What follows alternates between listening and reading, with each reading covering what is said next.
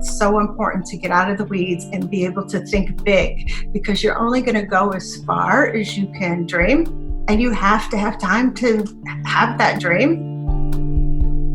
Welcome to Flip Your Script, the podcast about life's critical turning points and how people find the inspiration and motivation to move forward and rewrite their unique stories. Produced by Media Minefield, the show is hosted by Kristi who flipped her script from an Emmy-winning journalist to a successful entrepreneur and speaker. If you've ever watched a TV show on the CW network or enjoyed a football game on Thursday night back when it was on CBS, you've been touched by the work of Liz Tumulty. Liz is the former president of CBS Television Network and a founder of the CW network. Liz has intentionally kept a low profile, but let me tell you, her story has the makings of a movie. She was raised by a single mother in poverty and really, against all odds, worked her way to the highest levels of media. Liz and I met several years ago, and she offered to mentor me, and we'll talk about that in a minute. I consider her a dear friend with a powerful story and a message. Liz, thanks for being here today. Oh my goodness, Kristi, that was so kind. Thank you for inviting me. I don't even know where to start with your story because there's so much of it that I can't wait to dig into. So let's start with your childhood, because I just said where you ended up, which was at the highest levels of network, and all of us who watch TV have been touched by your work. But that isn't on paper where your life should have gone based on sort of how things generally work out for folks. So tell me about how you were raised in your childhood.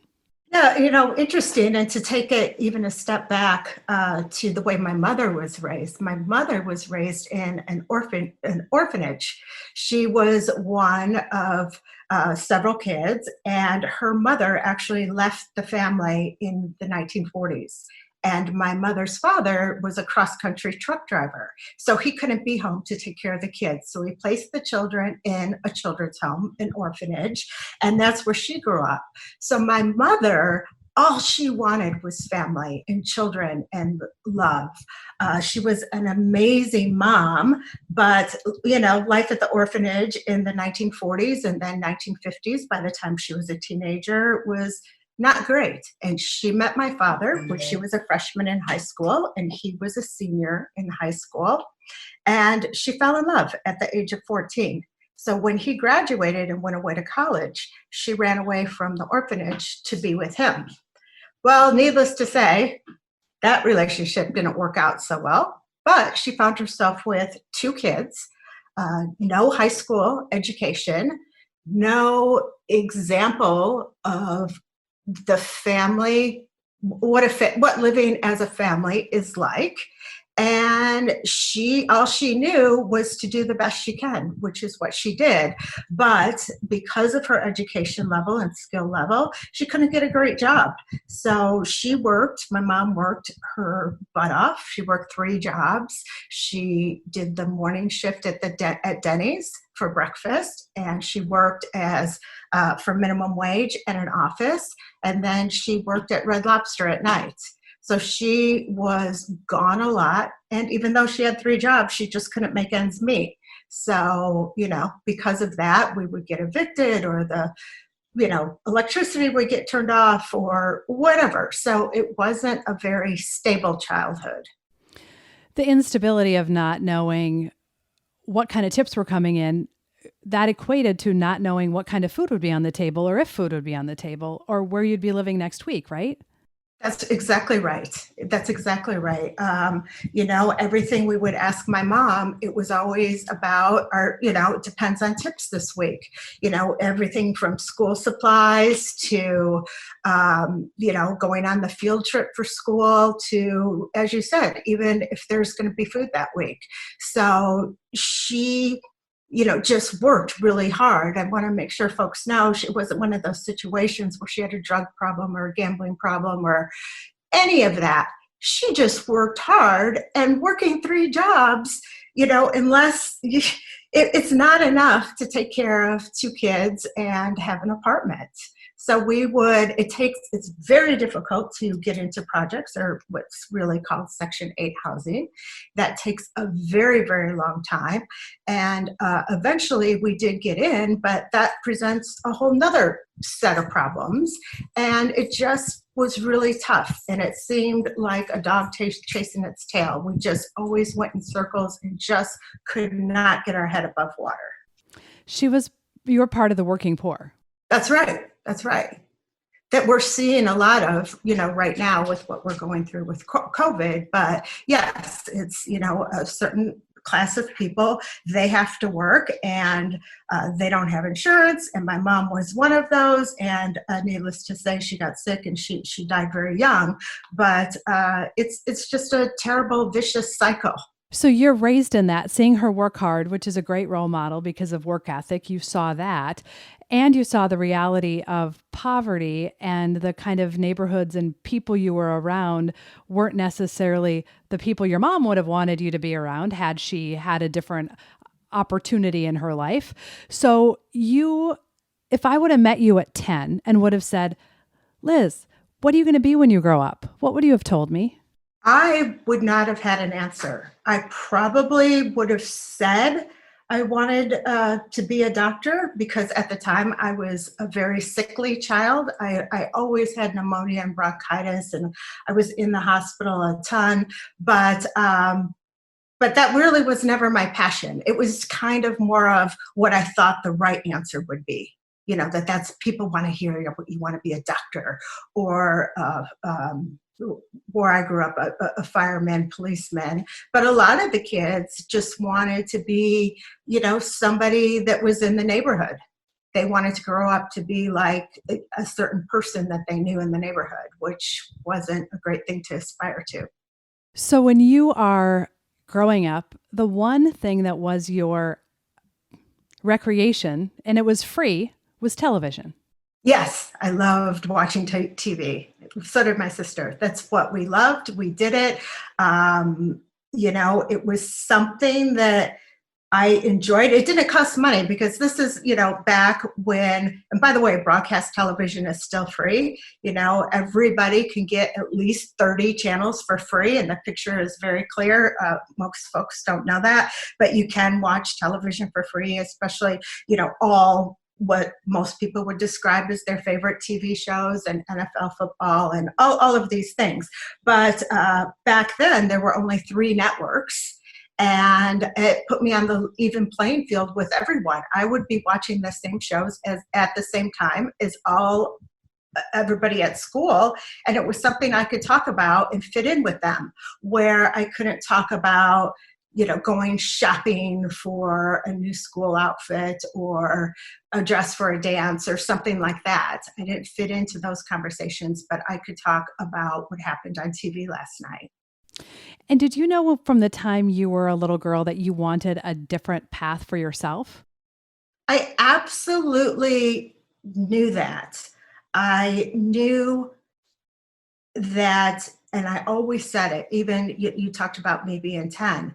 I knew that I wanted one high-paying job versus 3 crappy jobs like my mother had, but I didn't really see a path for that. I didn't know anyone that I didn't even know what college, that wasn't even in my vocabulary because I didn't know anyone that had went, or I didn't know how people got high-paying jobs, but I saw it on television. I wanted to be like certain people that I saw on television and figure that out. And I'm fortunate, I don't know if it's innate or learned, but I'm a very curious person by nature. So I had this curiosity to a couple of things with television. One, why is it free? Growing up with some street smarts, I knew there must be a catch here. Nothing's free. And the other thing is I didn't understand how TV shows got into my television set where I could watch them. I had a really hard time buying the whole Santa Claus thing, especially when you live in a high-rise apartment. and you don't have a chimney. It just, none of it made sense to me. And I always questioned that. So I looked at television shows in the same way. How do these people get shrunk and put in my TV set, and then I turn it on and I see them? And so I was always very curious about that. And I wanted to figure out why. So this led you down a path of figuring it out for yourself, because that's another kind of gift of living on the street, or not living on the street, but being in the environment you're in, is that you got to get gritty and hustle and figure things out. And so that led you down this path of really exploring how this TV thing works. That's right. And I wasn't doing it at that point, for, in terms of a career. I was just doing it because I wanted to know why. Why is this free? Why, and how does it get into my house? So, I was a terrible student, and I was always the kid that got made fun of in school and whatever, beat up, all of those things. So I hated school. So I cut school a ton. And I went to one of the television stations in Chicago, and I asked the engineers if I could come watch them work. And they said yes. And I started hanging out there. And that was, and asking questions. And they answered me. And they never asked, what are you doing? How come you're not in school, kid? They never said any of that. They were happy to talk about their jobs. No one pays attention to engineers at a TV station. They pay attention to all that anchor people or whatever TV shows are coming out of the television station. And so the engineers love the attention. And you were how old when you were doing this? 10. On bicycle? How did you get there? I say I stole a bicycle because I didn't have one, but I borrowed it because I returned it after I came home. But yeah, I took a bicycle and I rode, and it's a far ride. When I look back and I'm thinking, with traffic and everything in Chicago, that's crazy. But yes, I rode a bicycle, and that's how I got there. And I got there early enough where I could be standing out in a parking lot when they all came to work, and ask them if I could come in. And then at the end of the day, I would ride my bike home. And so because of how you were raised and your normal, were you afraid, or were you not afraid? I wasn't afraid. I was more afraid to go to school. I hate it. I mean, that was just a terrible place for me. I didn't learn until I was an adult. I learned when I was 23 that I'm dyslexic, and I learned in my late 30s that I have ADD. Well, those two things together don't make for a great student. And then on top of it, when you're someone that doesn't fit in anyway, for whatever reason, I mean, it was just terrible. I thought I was stupid. School was so difficult for me. I couldn't read. I couldn't write. But TV was amazing. So I wanted to figure that out. So looking back on that time of your life and who you are today, if you hadn't had those challenges as a child, would you be who you are today? Oh my gosh, I would not change one thing about how I grew up. Yes, it was tough from not having the diagnosis, early, so that I could have help with my education, but also the fact that we didn't have money. But I would not change those because it led me to a path of something that I was curious about. And I turned that curiosity into a career of always asking why. So I was successful in my career because I was curious all the way through it about why the things were done the way they were done. And let's face it, broadcast television is a stodgy old business. They've been doing business the same way for years and years. So by the time I got in and they told me, this is the job, this is how you're going to do it, and I would start asking why, it always led to efficiencies and new revenue streams. And that was, my success. In addition, the more help I got, I started at the bottom in my career. I started as an assistant. And as I started to grow in my career, you end up in a point where you have an assistant and you have a staff. And once I was out of, kind of in the nuts and bolts of the working, and I could, use my head to look at the world differently, that's when things really took off. So it was like the more people I had to work for me, the better, the more successful I became.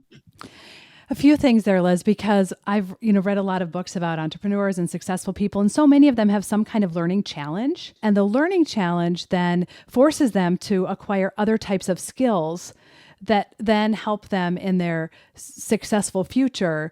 So how did you get from the 10-year-old girl hanging out with the engineers, curious about TV, to your first job? Because at some point you had to finish high school. Right, I did. I finished high school and I worked. I started working when I was 14. Well, before that, I had a paper route when I was 8. But then I started working at Wendy's, hamburgers, fast food, started working there when I was 14. And, and tried to go to college. I actually got into college by shopping for the cheapest school I could find. I didn't know that it made a difference to go to fortunately it was accredited, but I didn't know it made a difference. So I shopped based on price for school and I got into school. But going back to, your specific question, the way I grew up, I learned very quickly, especially since I changed schools a lot, I'm very good at reading a room and reading people. I developed that ability and that sense to know if someone's authentic, to know, walk into a room and know who's in charge and who's, this, that, and the other. So that has been a huge gift in business. And I'm also, a lot scrappier. And I never finished school or got my MBA. So I do, in combination with dyslexia and ADD, I do think differently and problem solve differently versus what the textbooks I've seen on strategic and critical thinking.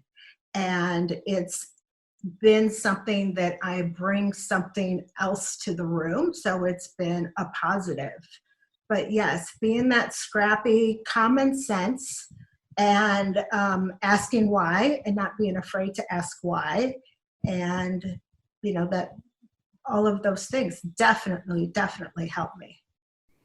Your intuition is unlike maybe anyone's I've ever seen before. You can walk, I've seen you do it. You walk in a room, you look around, and you can tell me about different people. You've come into my company and told me things about people within a few minutes. It's really a gift. Yeah, it really is. It really is.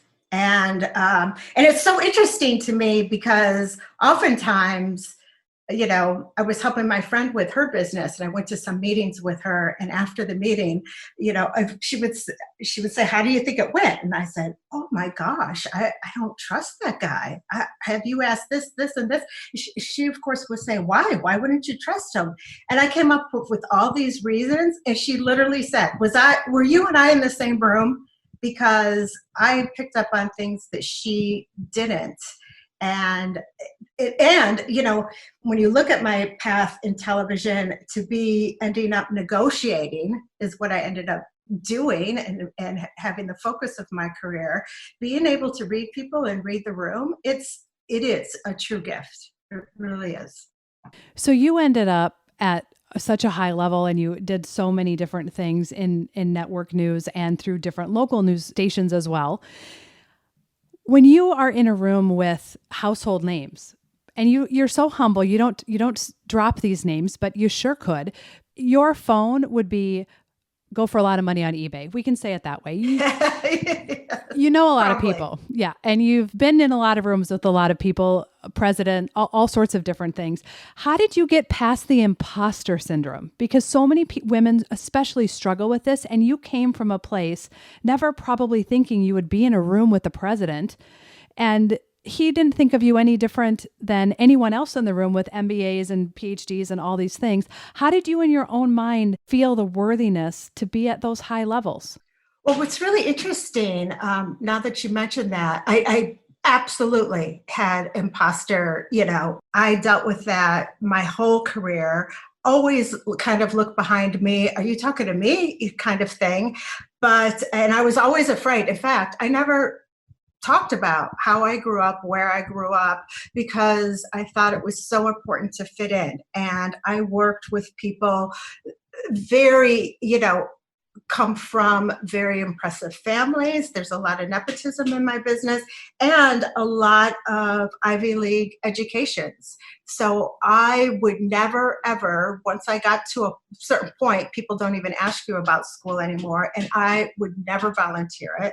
But when it comes to, if you would say like celebrities, I've never been intimidated by that whatsoever, because being in the business, I see that they're reading words or reciting words that someone else has written. They stand in a place that someone else, the director, has told them to stand. They're wearing the outfit the costume design gave them. They have the makeup artist put on. They're being, the lighting guy made them look beautiful. So when it comes to celebrities, I've never been had that problem. And even people in politics, I've never had that problem. In fact, quite the opposite, but I've always been in awe of the leaders in my industry, because they're the ones that thought all those things up anyway for, whatever TV show or whatever, let's start this network.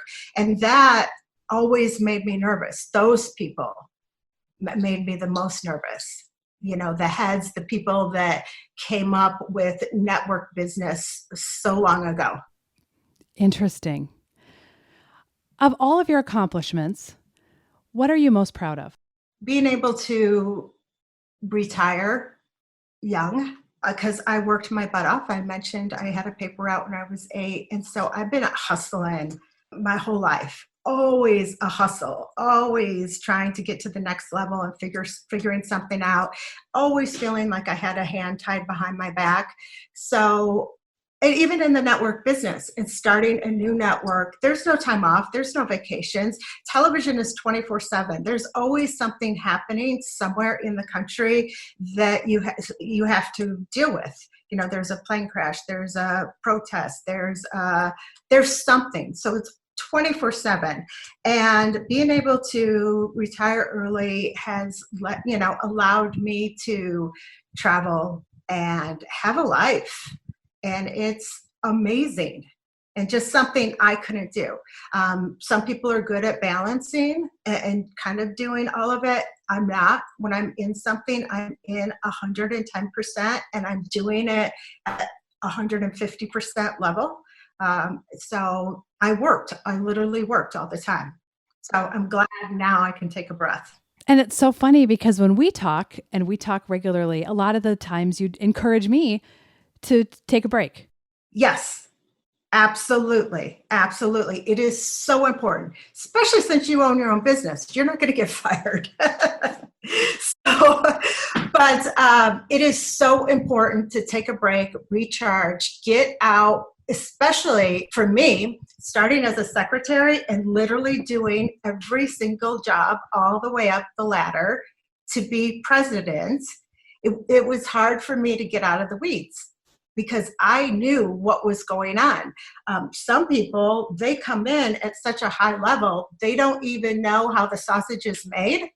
But I would always have a sense of something that was going wrong in the back room. So that's why I tell you, because you did start similar, you started your business 10 years ago at the kitchen table. And so every single thing that's going on.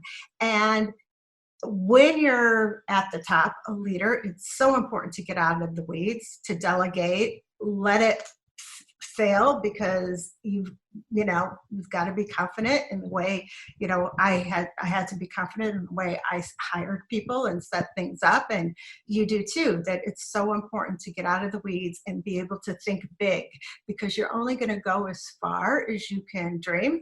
And you have to have time to have that dream. And you are so wise in so many different ways. One of the things that you do for me, and I'm interested to hear why, and that's why I want to go down this path, is you push me, like really push in a way that no one else really in my life does, because you're specific about the push. And part of it is that we talk and you know the intricacies of my business and my life. But why do you think it's so important to push people around you? Or maybe you only do it to me and then I'm the lucky one. You're the lucky one. You and I connected with you the first time we spoke because you are curious and you are passionate, and I could see you have all the things that I can't teach. You're the curious, the passionate, the work ethic, the common sense, and just a drive. And I know, and I've told you, there is so much more to you, and it's endless. And I love seeing your journey, and I can see your future, and it is amazing. And I don't know how I push you specifically. I do ask questions, but it's interesting you say that, because I don't feel that I'm pushy or push, but I do see so much for you. Everyone needs a Liz in their life. This is the point of, if you take one thing from this conversation, find yourself a Liz. And you're right, you're not pushy, but you push me to think differently. And you challenge me, not in a harsh way at all, but in a, have you thought about this? Or why aren't you doing this? Or could you do this? And you've challenged my thinking, and whatever I end up doing, I'll always point back to Liz believed in me, and then I could believe in me. And everybody needs that. Yes. And I absolutely believe in you. But what's interesting is I will question you, and never once have you gotten defensive about it.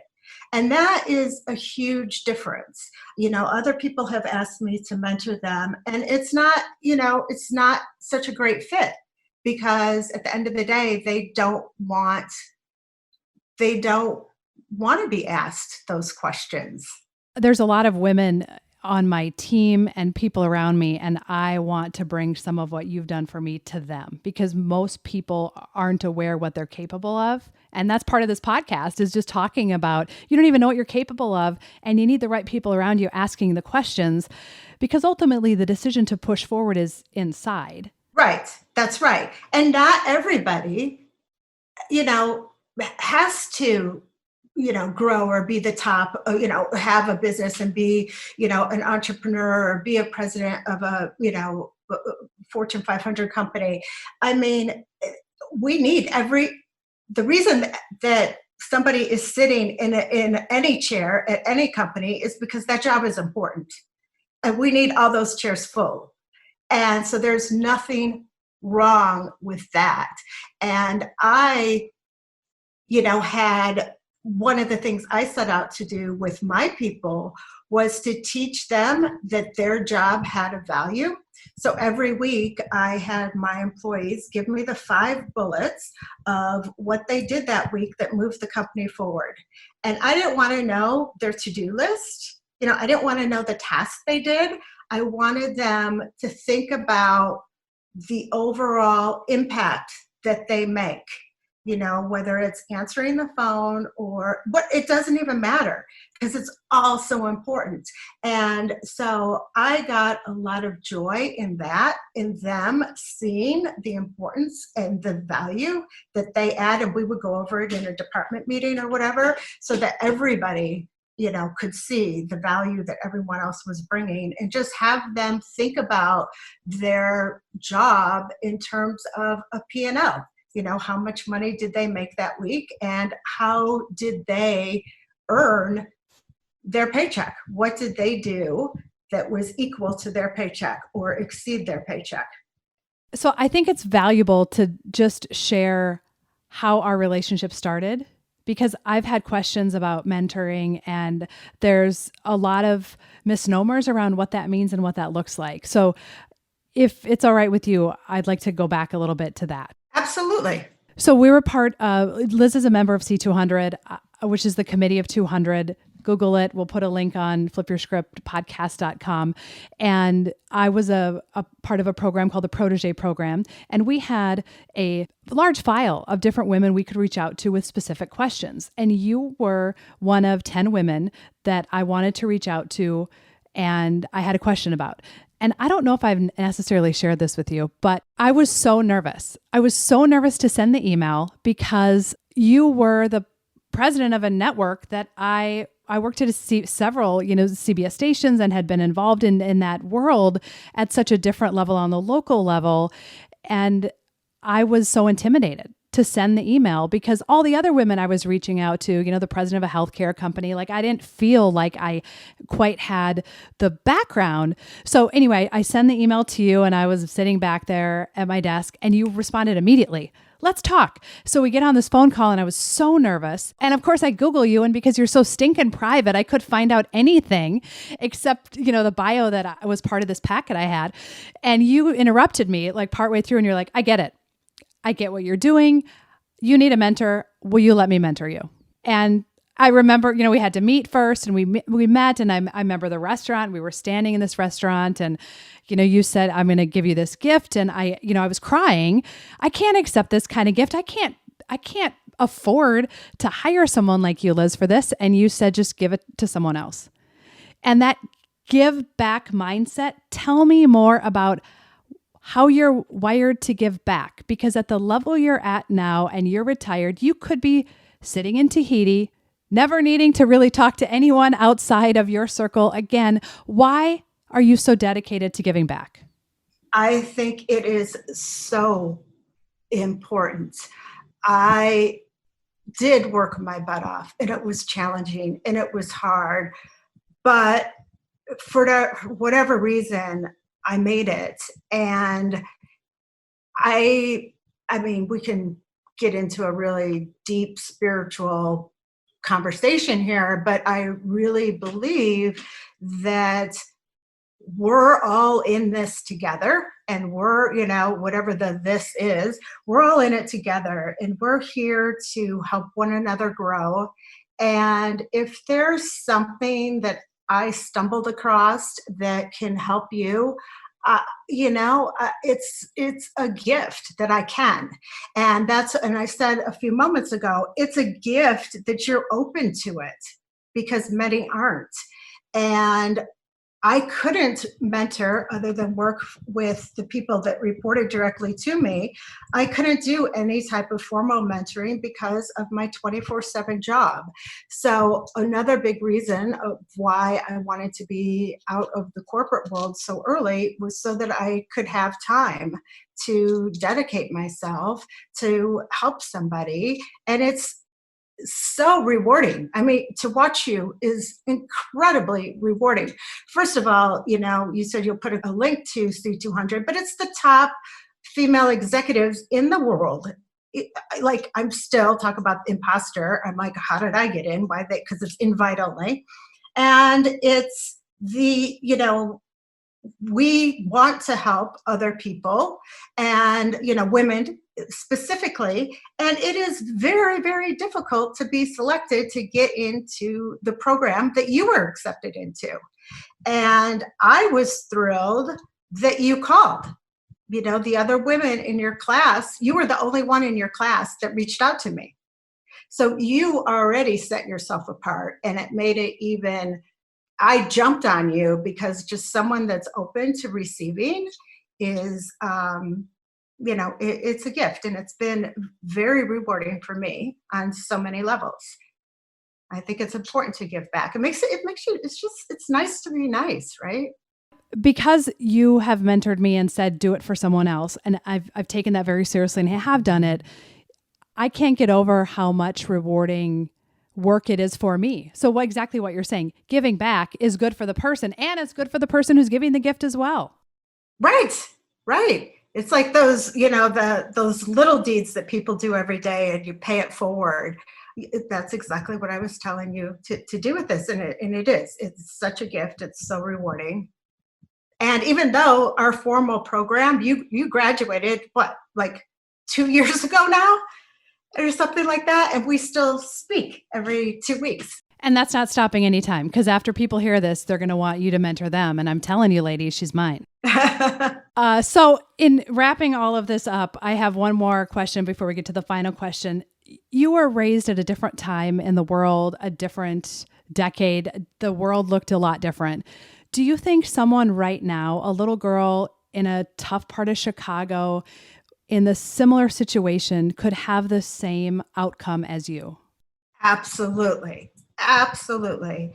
The struggle that I've had, because I would love to find those girls, I think about myself, and I was not open when I was, a little girl, to listening to somebody that wasn't like me. I was always, oh, sure, you have this, that, and the other. You don't understand what I'm going through. And, we hear it all the time, even with parents talking to their kids, and the parents try to tell their kids, well, when I was your age, it's hard to get through. But I wish that there was a way, because there's still a problem, especially in television, of having television shows, as well as behind the scenes, the business of television, be reflective of our world. And too many children only know what they see on television. So if they aspire to anything, whether it's, I say television, but it's really content distribution, if it's anything online, on TikTok, on whatever platform they're viewing, if they only aspire to being in front of the camera. They don't know the thousands and thousands and thousands of jobs it takes to run a studio. It takes to do a television program. It takes to work, the people that it takes to work, in a TV station. There's so many different aspects of television. And at the end of the day, even if you're in sales, you're selling TV shows. You could be in sales selling forks to restaurants.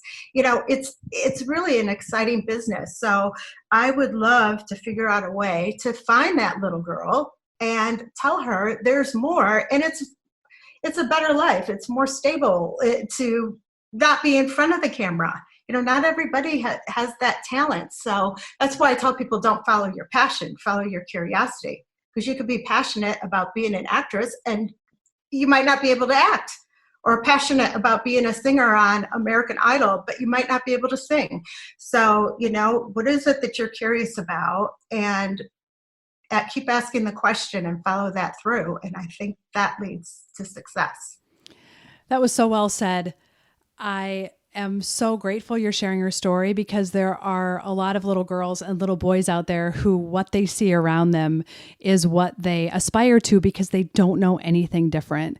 And knowing and hearing stories of people who went on to do these things just against all odds and against how you think it works to get to the top is so important. So I am grateful that you're sharing your story. I know it isn't what you want to do. I know this isn't super comfortable for you. Right. I am very grateful that you're interested, and if it helps, anything helps anyone, I'm happy to share. And thank you for having me, Kristi. I truly appreciate it. And the last question that's always asked on the podcast, is there a song or a quote or a book or something that really helped you during difficult times, or that you look to that could help someone else? Well, for me, it's a quote, and a quote that one really needs to think about. But it is, whatever you believe in the most, you should question the most. That has helped me through everything, starting from why do kids believe in Santa Claus when I was a kid, to everything, religion, politics, career path, decisions, whatever you've learned or you think you should be doing, you have to think for yourself, why is that the right answer? And again, it goes pretty deep here, but whatever you believe in the most, you should question the most and make sure that you have the answers versus what someone told you was the right answer. Goes back to that curiosity. Yes, absolutely. Absolutely. And I think, if people are curious, they just don't pick up on where their curiosity is so much. And I think nurturing that curiosity is so important.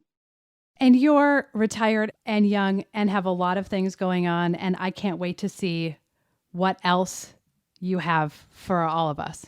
I know, there's something. I'm starting to get antsy. It's been 4 years. I'm antsy. I got to do something. I don't know what. We'll see. It'll be something, though. It'll be fun. I can't wait to watch. Thank you, Kristi. Liz had so many powerful things to say, like follow your curiosity. Find someone who believes in you and pushes you to do things you didn't even know you were capable of doing. And maybe most importantly, your history does not dictate your future. My hope is that Liz's story empowers you to believe you're capable of more than you think, to discover motivation, to uncover inspiration, and to find the strength to turn the page.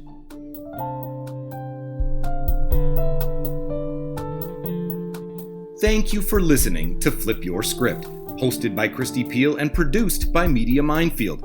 If you like our message, please be sure to give us a 5-star rating and subscribe to the show wherever you listen to podcasts. You can also check out flipyourscriptpodcast.com for pictures, resources mentioned in the show, and information about our other great episodes.